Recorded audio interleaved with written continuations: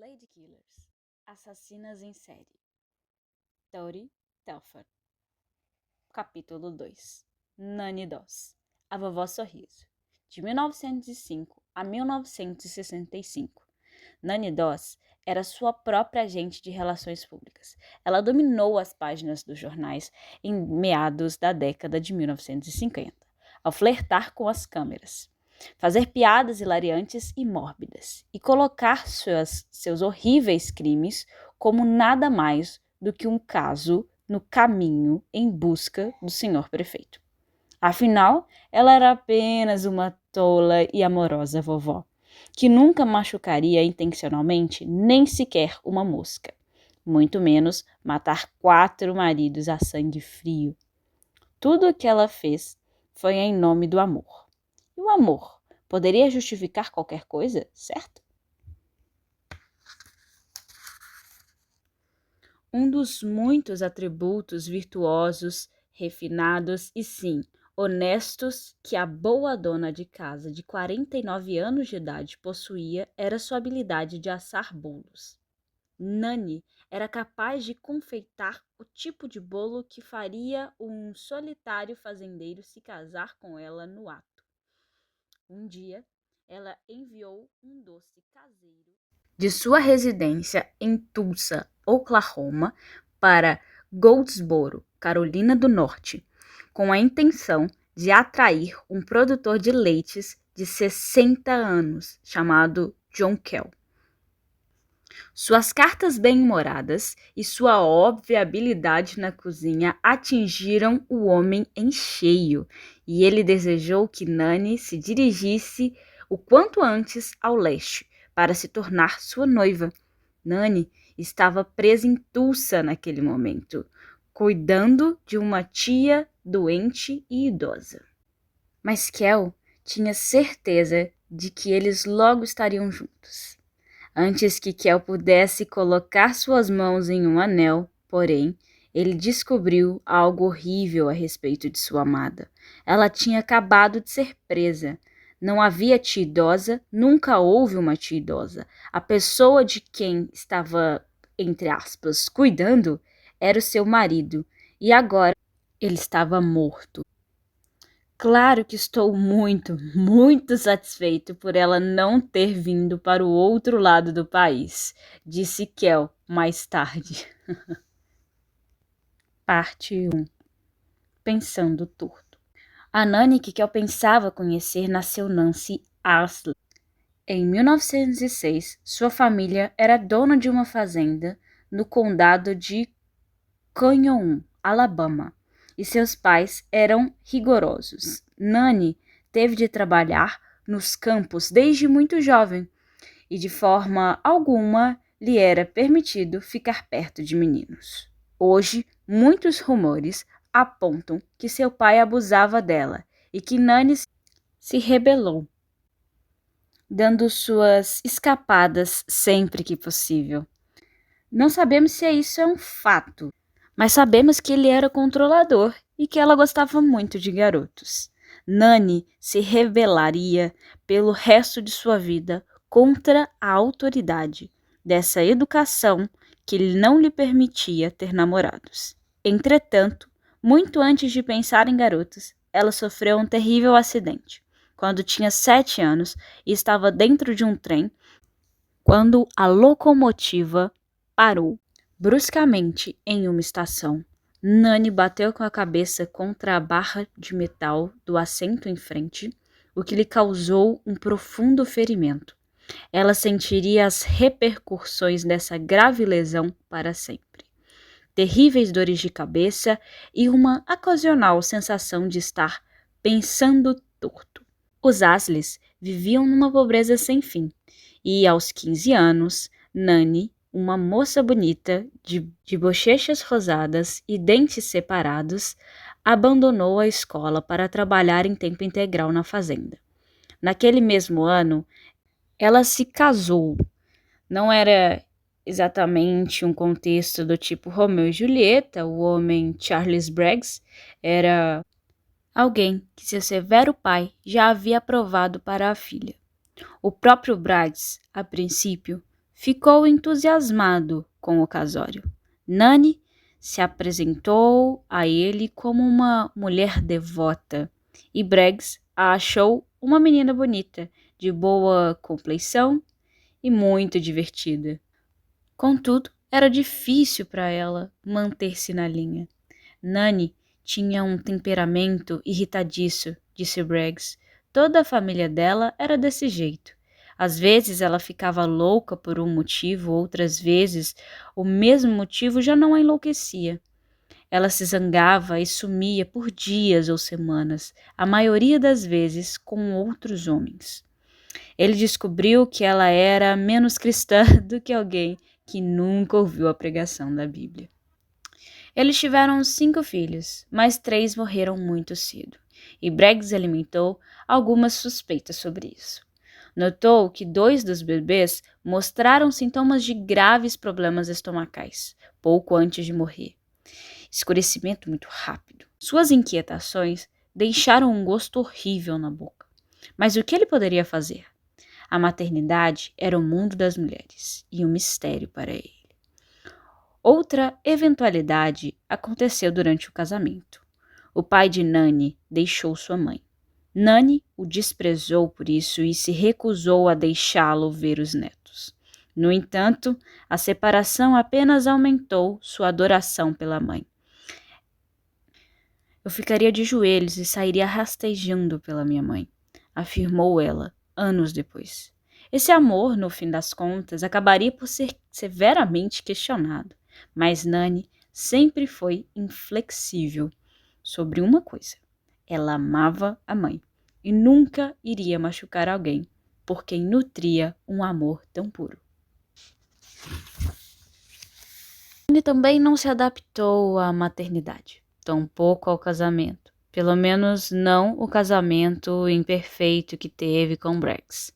Após 8 anos de brigas e suspeitas, Briggs ficou cansado de perseguir Nani pelo Alabama e pediu divórcio, percebendo que ela ou era incapaz ou não queria cuidar das 2 meninas que restaram. Ele manteve a mais velha consigo e encaminhou a mais nova para viver com o pai de Nani. Anos depois, Nani disse a um repórter que ela não odiava os homens, apesar do que as suas ações implicavam, porque alguns homens eram bons. Ela certamente gostava da companhia masculina. Estava sempre em busca de homens, escrevendo para eles, flertando com eles, casando-se com eles. E os homens que ela conheceu eram bons. Pelo menos é o que os amigos e vizinhos e familiares dela alegaram. Mas Nani contou uma história diferente. Em suas versões dos eventos, ela sempre era a princesa inocente, sistematicamente desapontada por uma longa fila de pretendentes medíocres. Parte 2. Corações solitários. Na noite de sexta-feira, 26 de novembro de 1954, a polícia de Tulsa ficou surpresa ao ver a figura de uma vovó rechonchuda e alegre sendo levada até a delegacia de polícia por suspeita de ter assassinado seu 5º marido. A mulher, Nani Doss, era bem-humorada e hilária, e os policiais ficaram espantados com o seu jeito alegre. Ela fala muito, disse o detetive Harry Stage, mas não sobre o caso.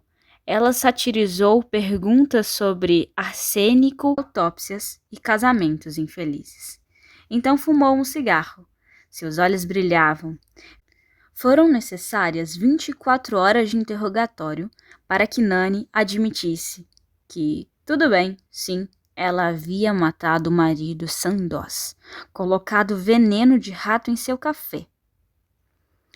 Por volta de meia-noite, ela assinou uma declaração formal confessando de que era uma assassina.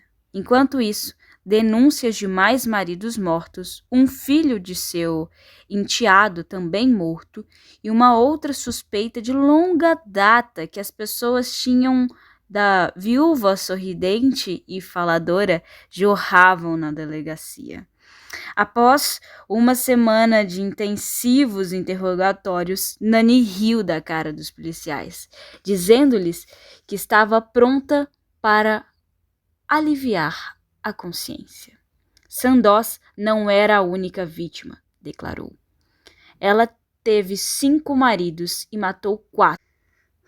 Depois que Charles Braggs se divorciou dela, Nani se casou com um homem mais velho, chamado Frank Harrelson, de Jacksonville, Alabama, que tinha filhos de um casamento anterior. De acordo com Nani, Harrelson era um bêbado cruel e ela tolerou suas bebedeiras aos fins de semana por 15 anos, até o dia em que ele chegou em casa embriagado e grunhiu: "Se você não vier para a cama comigo agora, eu não vou estar aqui na próxima semana." "Decidi dar uma lição nele", disse Nani. "E eu dei." Harrelson tinha o hábito de beber uísque barato de um velho pote de vidro, escondido em um recipiente de farinha. Nani, então, achou o pote e acrescentou uma saudável dose de arsênico líquido ao uísque. Quando Harrelson voltou para tomar seu traguinho secreto, morreu. O esposo seguinte de Nani foi Warley Lanning, da Carolina do Norte. Ele também bebia muito e, além disso, era um namorador inveterado. Nani não suportava o quão popular Lanning era com as moças e ficou possessa quando Lanning deu uma festa de arromba enquanto ela se encontrava fora da cidade. A festa foi tão animada que a polícia teve de aparecer, de acordo com Nani, e arrastar os convidados para fora da cama. Em uma fúria cega, Nani envenenou a comida de Lanning em 1952. Ele morreu antes mesmo do fim de semana começar. Com 3 maridos fora do caminho, Nani estava pronta para mudar sua abordagem. Sua busca pelo Senhor perfeito havia fracassado miseravelmente até então, pois ela continuava conhecendo mulherengos, bêbados ou homens como Braggs, que não aceitavam o fato de que às vezes uma garota só queria dar uma escapada por aí durante uma semana ou 2. Então, ela resolveu tomar a iniciativa e se inscreveu para conseguir um marido por correspondência. Por $5, ela se tornou membro de um clube de corações solitários, o Diamond Circle, localizado em St. Louis. Todos os meses, por um ano inteiro, os curadores do Diamond Circle lhe enviaram uma lista de homens solitários e Nani poderia entrar em contato com quem ela quisesse. Nani trocou correspondência com um homem bonito e enigmático do Kansas chamado Richard Morton. E as coisas aconteceram rapidamente a partir daí. Em 21 de janeiro de 1953, o operador do Diamond Circle recebeu uma carta de Morton. "Por favor, removam nossos nomes da sua lista. Sr. Morton, Emporia, Kansas, e Sra. Nani, Jacksonville, Alabama, pois nos conhecemos e estamos muito felizes casados. Ela é uma mulher doce e maravilhosa. Eu não teria a conhecido se não fosse pelo seu clube." Mas não levou muito tempo para que as coisas desmoronassem. Morton trabalhava à noite em um salão de bilhar, mas durante o dia gostava de colocar o seu melhor terno e sair para fazer negócios mentirosos. Isso incomodou Nani. Afinal, por que ele iria para a cidade todo bem vestido se ela, sua doce e maravilhosa esposa, estaria em casa?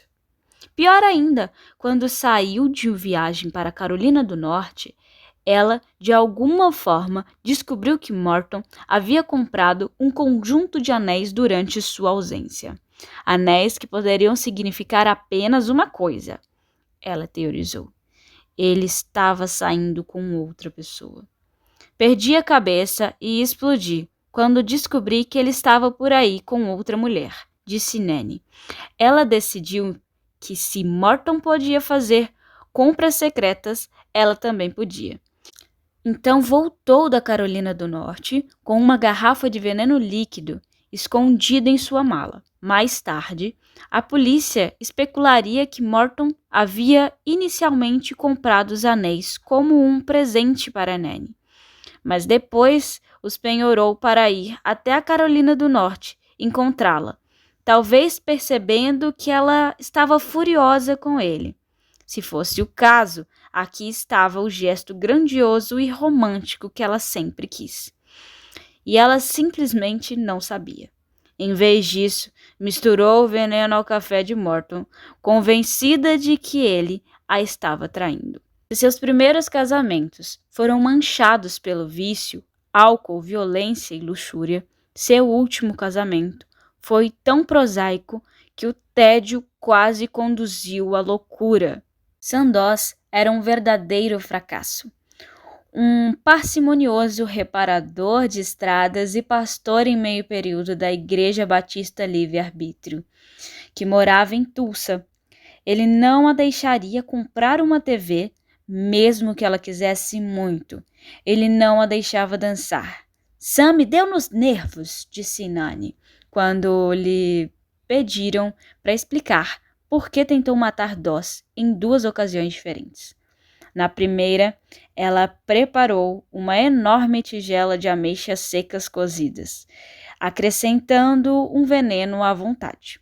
Ameixas secas eram um grande sucesso na década de 1950. O presidente Dwight declarou que sua comida favorita no mundo era uma sobremesa feita de claras em neve, polpa de ameixas e gelatina sem sabor. E o apetite de Doss era a única coisa generosa a seu respeito. Ele certamente gostava de ameixas secas, comentou Nanny. Preparei uma caixa inteira e ele comeu tudo. A iguaria despachou Doss para o hospital por 23 dias, mas não acabou com ele. No dia seguinte, ao seu regresso, Nanny serviu o especial Richard Morton, café pelando com um torrão de veneno de rato. E o truque, como ela bem sabia, deu certo. Felizmente, para os últimos cavalheiros solitários da América, ameixas secas e cafés foram o fim do envenenamento para Nanny. O médico assistente se recusou a assinar o atestado de óbito de Sandoz sem uma autópsia para determinar sua morte.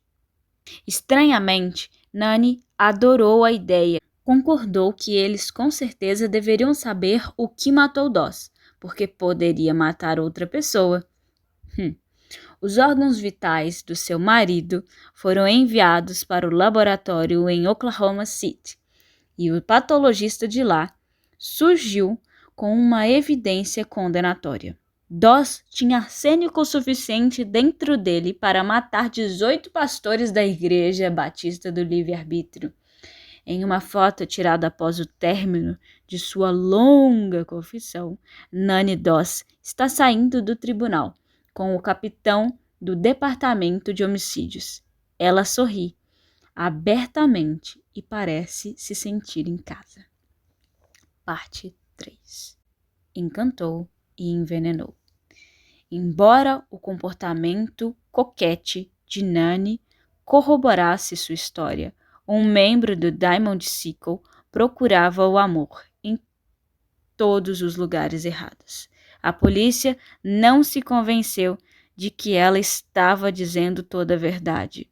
Havia muitas outras mortes misteriosas ligadas ao seu nome, incluindo a dos pais, das 2 irmãs e dos filhos, e também dos filhos de um enteado. Mas quando eles tentaram fazê-la confessar a morte de seus parentes, a atitude de Nanny mudou abruptamente. Você pode cavar todos os túmulos do país, vociferou ela, que não encontrará mais nada relacionado a mim. Embora Nani tenha soado profundamente ofendida em relação às insinuações, as evidências eram bem incriminatórias. Ela estava passeando com suas 2 irmãs e sua amada mãe logo antes de elas morrerem. Então, no dia após o funeral da mãe, Nani se preparou para casar com Richard Morton, o que não era exatamente a figura de uma filha em luto. E o irmão de Frank Harrison, o marido número 2, ligou para a polícia para informar uma piada terrível que ouvira uma década atrás. Ele e Harrison estavam caminhando por um cemitério quando este último apontou para o pequeno túmulo de seu amado neto e murmurou que o menino havia sido envenenado. Depois simplesmente disse: "Eu serei o próximo." Nada disso se encaixava na imagem de que Nani criara, com tanto cuidado, a de uma avó alegre e bem-humorada, que flertou com policiais, sorriu para a imprensa e fez piadas sobre toda aquela situação estúpida. Certo, talvez ela tenha matado o marido ou 2, mas tudo foi mascarado com um pouco de humor, como em Este Mundo é um Hospício, que a propósito foi lançado quando Nani tinha 38 anos. De qualquer forma, seus maridos eram trapaceiros, mentirosos e abusadores e conservadores. À luz disso tudo, seus assassinatos foram, digamos, pragmáticos, apenas o tipo de movimento que você esperaria de uma dona de casa sensata. Mas outras fontes negaram com veemência que Morton e Lanning alguma vez a enganaram. Na verdade, a lasciva história de uma suposta orgia de Lanning foi rebatida por ninguém menos que Charlie Briggs, o primeiro marido de Nani. Em uma virada peculiar, uma das filhas do primeiro marido de Nani acabou se casando com o sobrinho de Lanning, e a festa que o policial interrompeu era, na verdade, apenas uma inocente visita familiar. O que aconteceu foi que a polícia soube que havia estranhos na casa e foi lá para ver quem era, disse Charles Bragg. Nani nos enviou uma carta terrível depois disso, mas não havia homem mais calmo e estável no mundo do que Earle Lanning. O irmão de Sandoz começou a apontar furos na história de Nani. Ele desconfiaria dela desde o início. Nenhuma mulher viajaria milhares de quilômetros ou mais para se casar com um simples trabalhador, só porque ela quer. Ele testemunhou Nani torturando o puritano Sandoz, fumando deliberadamente e vestindo roupas escandalosas, e discordou da imagem popular de Nani como uma mulher simples, sincera, aberta e alegre. Essa não era a Nani que ele conhecia. Ela era inteligente, e ele afirmou, e astuta, mais astuta, e me lembrou que, às vezes, ela lhe dizia umas coisas e depois dizia o contrário. Apesar de seus detratores, Nani estava curtindo a recém-descoberta fama. Ela fez um espetáculo para a imprensa e foi recompensada com manchetes sensacionalistas, como: "Vovó amada e tranquila fala sobre o envenenamento de 4 dos 5 cônjuges. Vovó de Tulsa encantou e envenenou. Nani Doss, certa vez, carregou uma pistola. Ela era muito benquista."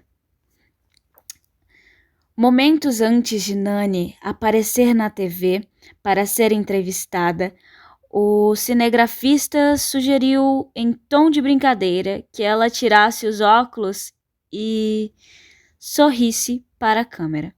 "Oh, a senhora poderia arranjar outro marido se parecer bem apessoada," Nani respondeu. "E não é que eu mataria por isso?" e riu de seu próprio trocadilho. Ela era a maior notícia de Oklahoma em 1954 e sabia disso. Nani certamente não era a primeira nem a última assassina em série a alcançar o mesmo desfrutar da notoriedade, mas era uma celebridade em um momento interessante dos Estados Unidos. Pense em todo o clichê que você conhece sobre a década de 1950. Donos de casa passando seus dias aspirando o carpete com seu martini na mão e um olhar de horror existencial. Todas as casas equipadas com um aparelho de TV. A fama de Nani se encaixava perfeitamente nessa paisagem social.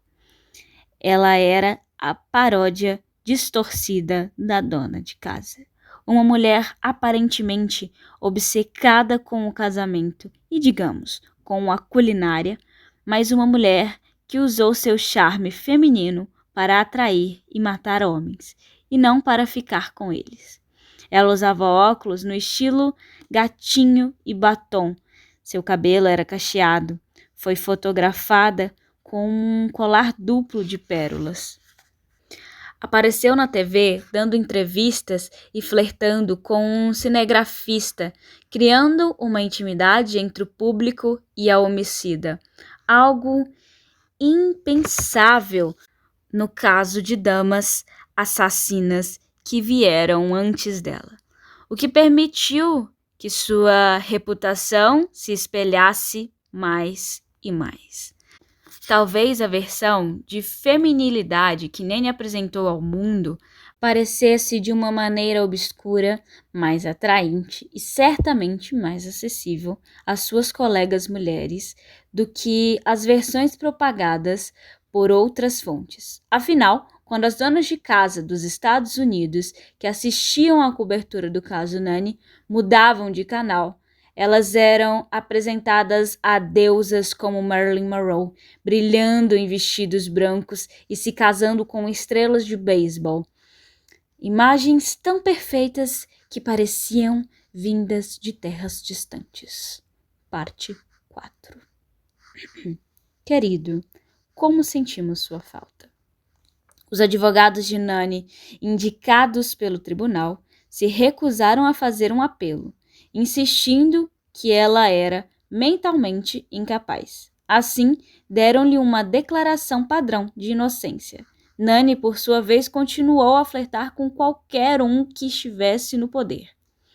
Nos corredores do tribunal, disse ao promotor que estava passando frio em sua cela e, para provocar, colocou uma das mãos geladas na nuca do sujeito.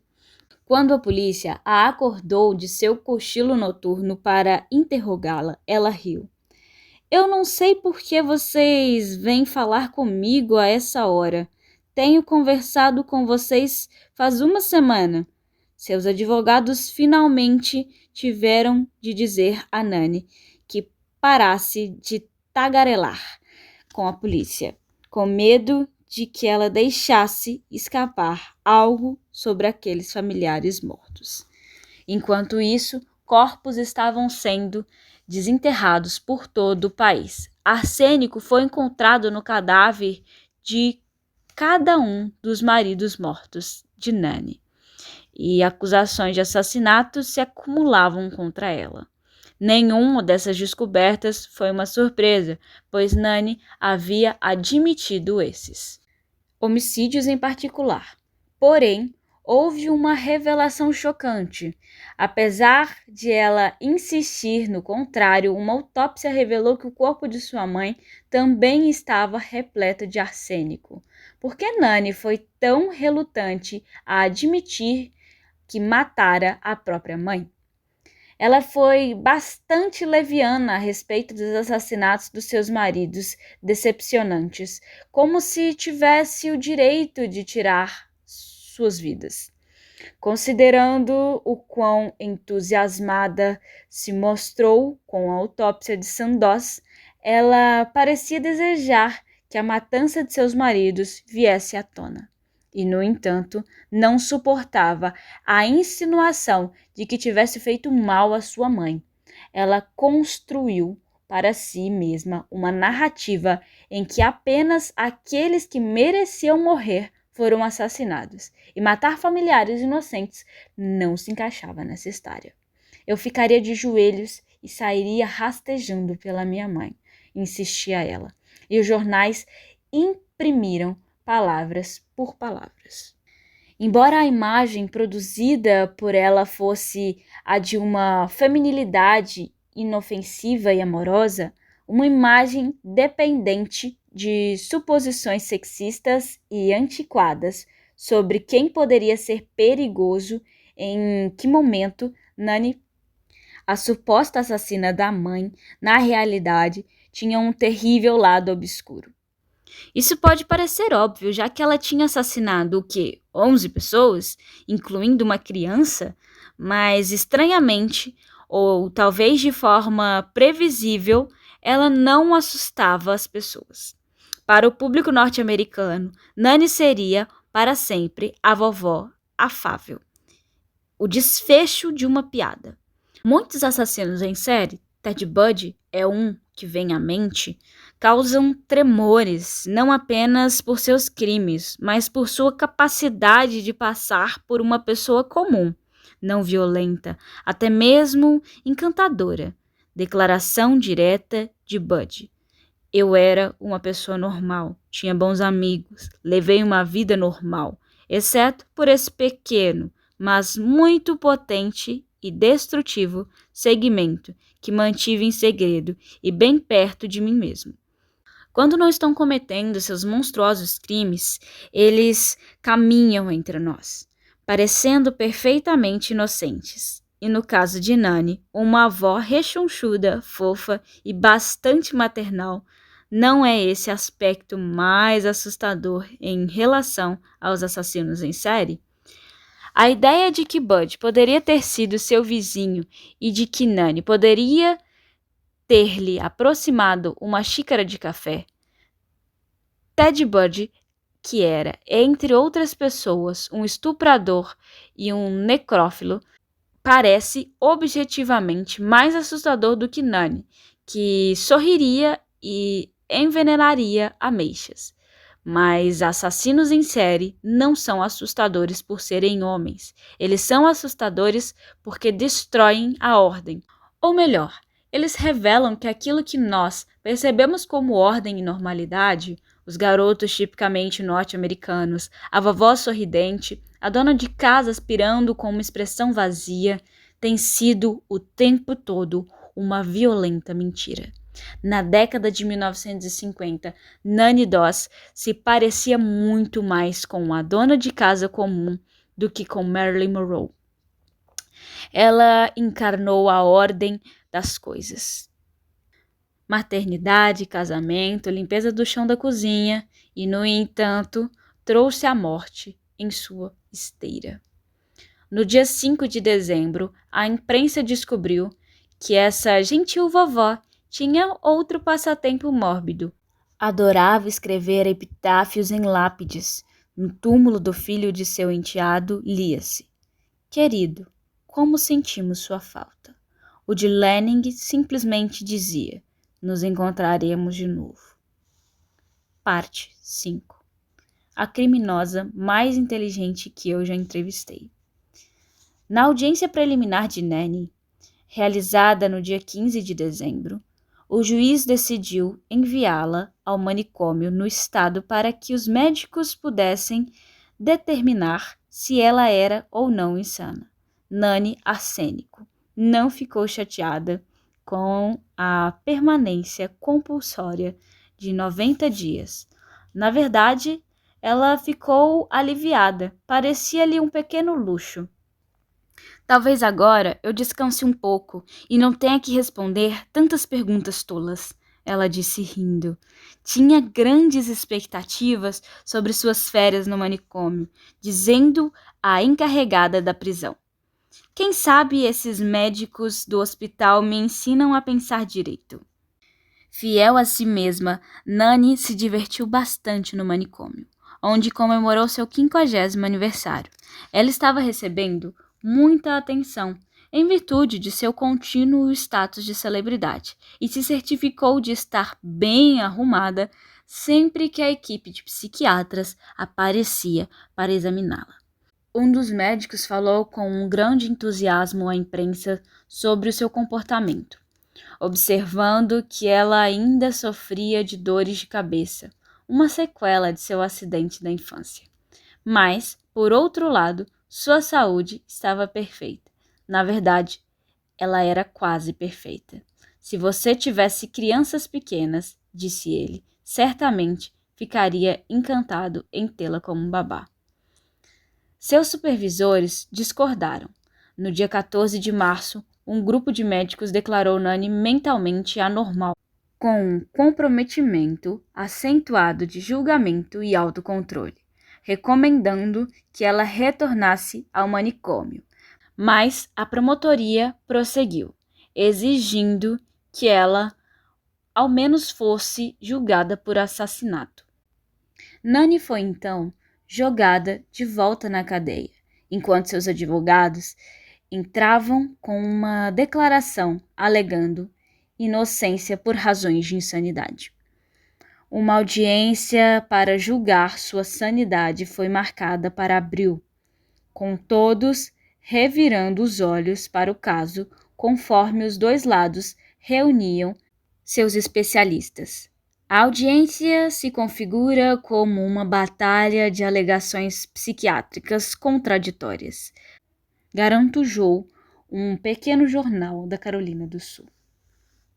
Nani não gostou do confinamento da prisão e queria voltar para o seu pedacinho de paraíso no manicômio, onde todas a conheciam pelo nome. Não é possível ver pessoas na prisão, e eu gosto de pessoas, ela reclamou. Talvez ela tenha desejado dizer que na prisão as pessoas não podiam vê-la. Ainda assim, deu um jeito de encantar um ou outro homem por detrás das grades.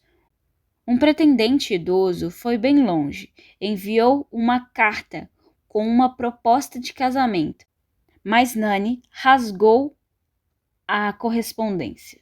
Já tive maridos o suficiente, disse para a imprensa, que, como de costume, estava pendurada em Nani, para registrar cada piada. Sua audiência acabou se tornando um burburinho, com a sanidade de Nani, ou a falta dela, sendo jogada de um lado para o outro, como em um jogo de peteca. A senhora Doss é mentalmente anormal, e no sentido jurídico, neste momento, é insana. Ela também tem sido insana há bastante tempo, trovejou médicos para a defesa. O promotor chiou, dizendo que tinha 5 psiquiatras prontos e dispostos a declará-la sã, e depois citou o relatório de um dos médicos. Ela é uma mulher perspicaz, inteligente, mordaz, calculista, egoísta e narcisista, cujo comportamento agressivo sob frustração liberou sua hostilidade contra os homens, particularmente seus maridos. Um superintendente do manicômio estadual observou que Nani gargalhava amplamente do nada durante um longo período de tempo e então caía em uma longa e absurda depressão. Se isso não fosse insanidade, o que seria? Os especialistas da promotoria zombaram. Nani era uma sociopata, afirmou um deles, e uma mulher sagaz, calculista, que fingia insanidade para escapar da cadeira elétrica. A criminosa mais inteligente que eu já entrevistei. Durante essas partes finais da declaração, Nani riu alto. Sou tão sã quanto qualquer um aqui. Acho que eu deveria saber melhor do que ninguém se sou louca. Nunca me senti tão sã em toda a minha vida. Após 3 dias dessa querela, o júri levou meros 15 minutos para decidir que Nani Doss era mentalmente capaz. A própria assassina concordou de bom grado. Sou tão sã quanto qualquer um aqui, ela disse, rindo. Acho que eu deveria saber melhor do que qualquer um que sou louca. Nunca me senti tão sã em toda a minha vida. Ela mascava um chiclete enquanto o veredito era declarado e sorriu descaradamente para o fotógrafo, que tirou uma foto sua. O julgamento oficial de Nani foi marcado para o início de junho e foi por isso que todos ficaram tão chocados quando no dia 17 de maio ela inesperadamente declarou culpada. Esperava, assim, uma sentença mais branda e pensou que uma declaração repentina de culpa lhe desse alguma clemência. É possível também que tenha interpretado mal as implicações de se afirmar culpada. Ela queria ser enviada novamente para o manicômio, onde se sentia tão livre e popular. Talvez não tenha percebido que era tarde demais para isso. Nani foi oficialmente declarada sã, e com a declaração de culpa, ela agora seria oficialmente uma assassina. Sua sentença foi proferida no dia 2 de junho, ocasião em que a promotoria instigou o juiz a considerar pena de morte. Nani sentou-se entre seus advogados e mascou mais um chiclete. Ela usava um atraente vestido de festa azul. A audiência foi breve, mas a sentença foi longa. Prisão perpétua. Teria sido a cadeira elétrica, mas o juiz não podia suportar o pensamento de matar uma mulher. Este tribunal nunca ouviu falar de uma mulher sendo condenada à morte por qualquer crime em Oklahoma, disse ele. Pode acontecer algum dia, e as pessoas deste estado ficariam muito relutantes em presenciar tal acontecimento. Após a sentença, Nani declarou: "Não guardo ressentimentos." Parte 6. Fora das manchetes. Nani foi presa no dia 4 de junho e desapareceu das notícias, até um repórter entrevistá-la em setembro. "Pensei que todo mundo havia se esquecido de mim", disse Nani. "Achei que estava fora das manchetes." Ela mencionou ter perdido mais ou menos 4 quilos na cadeia porque tinha de lavar a roupa da maneira mais difícil, mas queixou-se de que suas dores de cabeça estavam ficando piores. Ela também disse ao repórter que foi enganada quando assinou a declaração sobre o envenenamento de Doss. Não foi a primeira vez que ela insinuou uma conspiração. Meses antes, dissera que um repórter de Tulsa World que tinha sido enganada para que confessasse os assassinatos dos 4 maridos e que teve a ideia de declarar-se culpada a partir de uma história que lera em uma revista. Nani pôde ter percebido que seus status de celebridade assassina não duraria para sempre, e por isso não desejava mais reivindicar essa identidade para si mesma. Estava imaginando a sua própria história sob um ângulo melhor. Uma inocente dama de coração solitário, enganada pela polícia. Por outro lado, Nani parecia feliz o suficiente, sem nenhuma vontade de voltar para a sua velha rotina de casamentos e tarefas domésticas. "Eu sou uma pessoa engraçada", disse ela.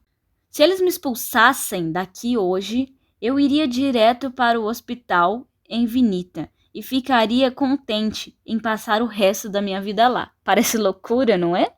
Embora o manicômio pudesse ter sido seu final ideal, Nani ainda adorava a prisão.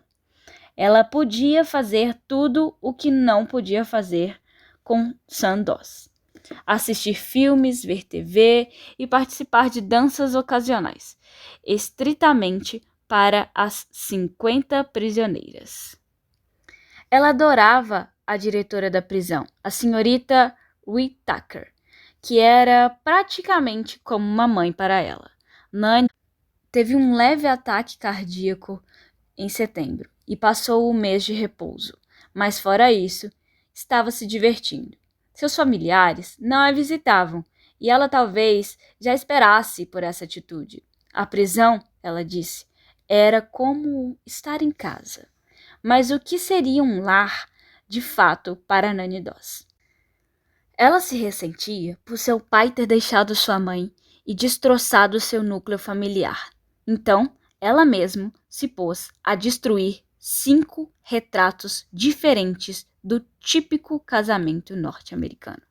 Ela moldou os assassinatos de seus maridos como o ato de alguém que estava desiludida com o amor, a amarga Nanny. Sempre um pouco intensa em suas buscas pelo príncipe encantado, mas não assumiu a responsabilidade das mortes de seus familiares. Nanny parecia ter ideias muito específicas sobre os papéis que o marido e a família deveriam desempenhar e reagiu furiosamente quando pessoas a desapontavam ao não cumprirem as regras. Da promotoria, lembre-se, seu comportamento agressivo, sob frustração, liberou sua hostilidade contra homens. Parece provável que seus problemas tenham se originado ou tenham sido exacerbados por sua lesão na cabeça quando criança, uma vez que numerosos estudos nas últimas décadas ligaram lesão ao lóbulo frontal ao aumento do número de incidentes de comportamento social violento e incontrolável. Talvez suas feridas e reações extremas também tenham resultados de suas primeiras e grandes decepções com outro ser humano. Seu pai, que reprimia seus anseios de menina em namorar, que praticamente arranjou seu casamento e que colocou o último prego no caixão, que guardava seus ideais de amor quando abandonou sua mãe. Mas nada disso foi explorado com muita profundidade pela imprensa, nem nas décadas seguintes. Hoje em dia, Nanny ainda é lembrada como a hilária vovó assassina que lia histórias de amor na cadeia e era obcecada por trocar seus maridos por modelos mais novos. Essa atitude persiste ainda hoje em relação às mulheres mais velhas que matam. A disparidade entre o arquétipo da vovó que sorri para nós sob uma auréola de cabelos brancos e deliciosas tortas, representando uma fonte de conhecimento aconchegante sob os bons e velhos tempos, e o arquétipo do assassino que é fisicamente forte, geralmente do sexo masculino, e segue suas vítimas em becos escuros, esgueirando pelas janelas do quarto, é muito difícil de harmonizar. As pessoas tendem a sucumbir ao humor para lidar com isso e ou diminuir a coisa. Como um editorial sobre Nanny Doss uma vez afirmou com histrionismo: "Vovó, sua espertinha." Em 2015, uma russa de 60 anos chamada Tamara Sonsanova foi presa, suspeita não apenas de ser uma assassina em série, mas de praticar canibalismo, e encarnou Nanny durante uma entrevista, quando jogou um beijo para o repórter no tribunal. As manchetes adquiriram uma hilariedade macabra. Ela é uma vovozinha estripadora, vovozinha do inferno e vovozinha Lecter. Esses são os nomes engraçados, com certeza, com os crimes atribuídos a ela. São tão horrendos quanto os de Jack, o estripador. Ainda assim, de certo modo, quando ela comete esses crimes, ela não passa de um tipo de piada. Na grande tradição de assassinas em série sempre ligadas à cozinha, câmera de segurança captou imagens de Samsonova carregando uma panela que acreditava-se continha a cabeça de sua última vítima. Ou considere Melissa Shepard, uma suposta assassina em série canadense de 81 anos que em 2016 recebeu da imprensa o mesmo tratamento de Nanny. Um artigo sobre seus crimes começa com: "Ela parece uma doce velhinha, mas..." Enquanto o outro a chamava de assassina da bochecha rosada. Que fofo! De certa forma, Essa é uma narrativa da qual fomos treinados para rir. Por exemplo, todo o filme Este Mundo é um Hospício se baseia na ironia situacional das mulheres idosas que matam, mas estamos falando aqui sobre tirar vida humana. Quando isso acontece no mundo real, é horrível. A assassina de bochecha rosada do Canadá drogou um homem com benzodiazepina e passou por cima dele com um carro 2 vezes. Nani assassinou a mãe que alegava amar. No fim das contas, são tragédias e não comédias. No entanto, é preciso admitir, Nani era inteligente, sabia como usar o que tinha de melhor. Era esperta o suficiente para parecer que, como uma assassina de maridos, ela podia se esconder atrás dessa persona estorpecida e apaixonante e possivelmente escapar com vida. Se tivesse aparecido na mídia como uma maníaca matricida, nunca teria tido a atenção que teve. Os risos dos cinegrafistas, as brincadeiras dos policiais, o médico que realmente acreditava que ela daria uma excelente babá. E Nani adorava essa atenção. Nani, que sempre se sentiu tão podada pelos homens de sua vida, do seu pai controlador até o puritano Sandoz, ela era como uma estrela de reality show, enfatizando apenas os aspectos mais vendáveis do seu passado sombrio. Lentamente, sua história se transformou em um conto de fadas distorcido. A princesa instável não conseguiu encontrar o que desejava. Os pretendentes errados que não puderam oferecer o que ela precisava. Na prisão, Nani manteve a marca registrada de seu humor. Em maio de 1957, ela brincou: "Quando elas ficam atarefadas na cozinha, eu sempre me ofereço para ajudar, mas nunca me deixam trabalhar lá." A imprensa, ainda encantada, publicou a piada em larga escala. Após 2 anos trancafiada, no entanto, ela disse a um jornalista do Daily Oklahoma que havia perdido a vontade de viver. Queria ser julgada novamente no Kansas ou na Carolina do Norte, locais onde ela também havia sido acusada de assassinato. "Talvez me deem a cadeira elétrica", disse ela. Infelizmente, a vida se estendeu sem rodeios para a assassina, a quem ninguém levou a sério. 7 anos após a sua sentença, ela fingiu outro ataque cardíaco que a tirou da prisão, pelo menos momentaneamente. Os médicos não conseguiram encontrar nada de errado com ela.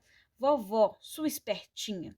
10 anos depois de sua sentença, no dia 2 de julho, o mesmo dia em que foi condenada à prisão perpétua, Nani Des morreu de leucemia. Sua notoriedade estava esgotada. As pessoas haviam parado de prestar atenção anos antes. Manchetes chamaram de assassina de marido e envenenadora de companheiros e matadora confessa, ao anunciar sua morte, pois seu nome, sozinho, já não era mais suficiente para lembrar ao mundo por que alguém haveria de se importar. E atendendo pedidos, esse foi mais um capítulo do livro Lady Killers. Não tenho postado com frequência, em algum momento haverá uma frequência, mas até então, para que você receba isso, eu sugiro a inscrição nesse canal. E uma hora, quando houver a postagem, vai aparecer magicamente no seu YouTube. Ative as notificações. No mais, é isso. Agradeço pelo feedback dos vídeos anteriores e aviso que esses áudios eles foram gravados antes mesmo de eu ter lido esse feedback. Então, os únicos feedbacks que eu consegui acatar são os que eu pude fazer na edição. Desde já, agradeço.